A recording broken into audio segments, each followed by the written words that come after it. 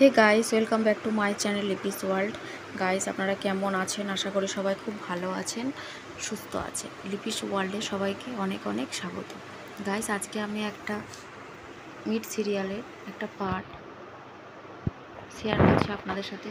তো আপনারা ভিডিওটা দেখতে থাকুন, আশা করি ভালো লাগবে। এখানে শাগুন পান্ডে এবং ঐশী সিং দুজনকে আপনাদের কেমন লাগে অবশ্যই কমেন্ট করে জানাবে।